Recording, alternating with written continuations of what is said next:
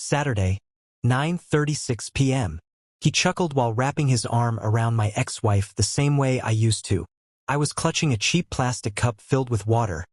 8 months sober now. I didn't trust myself with alcohol anymore. Not after the nights I roared into my steering wheel alone in a dark garage. Not after waking up in a stranger's backyard with blood on my lip and no idea how I got there. "You still jobless, man?" He smirked. His laugh, sharp, mocking, cut through the air like a bottle shattering. His friends leaned in, entertained. Predators who smelled weakness. I breathed slowly through my nose and looked at him. Travis. Tall, jacked, cocky. Dressed in a tight polo like he'd just stepped off a fitness ad. That perfect salesman's grin. The kind that says, "Let's revisit this," when he means, "Let's drop it." "I'm doing all right," I said calmly. He leaned in like he was sharing wisdom. "You gotta move, man. World's not waiting for you to go soul-searching." I glanced at Sarah, my ex. She didn't speak, just gave a stiff smile like she was embarrassed on my behalf. Like I was some misbehaving teenager. That was the moment. Not his insult. Not the laughter. Her silence. That quiet betrayal sliced deeper than any insult ever could.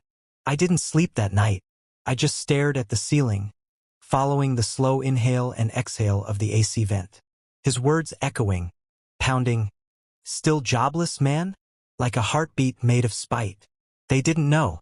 None of them did. Travis worked at Westbrook Logistics. So did his friends, Matt and Kobe.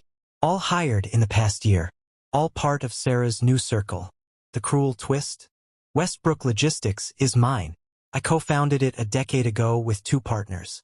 Quietly bought them out last year. No press release. No ego. No name on the building. Just trusts. Legal layers.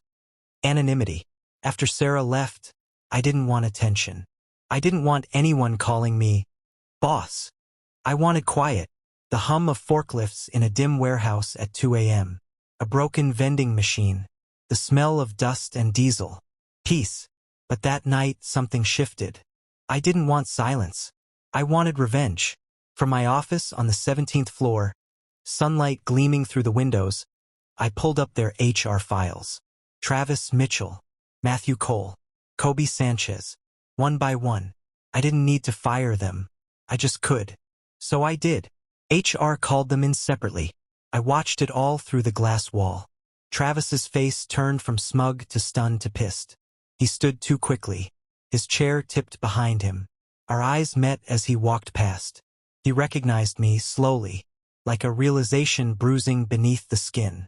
I didn't feel triumphant, just still, like I'd finally closed a door that had been banging in the wind too long. I left the city for good. Headed north. Bought a cabin by Lake Varner. Spent mornings chopping wood. Evenings running trails. My days were filled with silence that didn't accuse or demand. Sometimes I missed sound.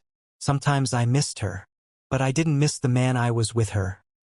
Always second-guessing myself, softening my voice, trimming down my ambition to make her feel taller. I think she needed me small because her own flame had gone out, and I let her shrink me.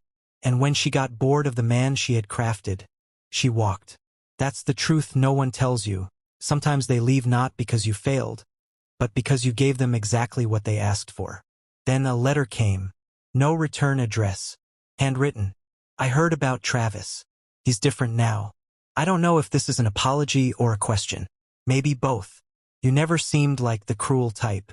I guess I didn't realize what you were holding in. I folded it neatly, slid it into a drawer with old pictures and faded receipts. I didn't write back. Not because I was angry, because there was nothing left worth saying. Behind the cabin, I built a small shed. Just enough space for 2 motorcycles and a workbench. I fix up old engines, sell them online. Nobody out here knows who I am. I prefer it that way. Sometimes I watch couples on the lake, laughing, pointing out fish beneath the surface. And I think about who I used to be, always searching rooms for her approval, needing to be seen. Now, I search the forest, the sky, the spiral of smoke rising from my would fire into the twilight. I don't know if I'm fully healed, but I'm not angry anymore. Not at her, not at him, not even at myself. We all play parts we barely understand until the final act. Then you either beg for another scene or you leave the stage and start something real. I chose to leave. I can still hear his laugh, like a bullet that missed the heart but stayed buried inside. But now, when the wind stirs through the trees and the lake reflects the sky, I hear something else. A softer sound. My own voice. And for the first time in years, I'm listening.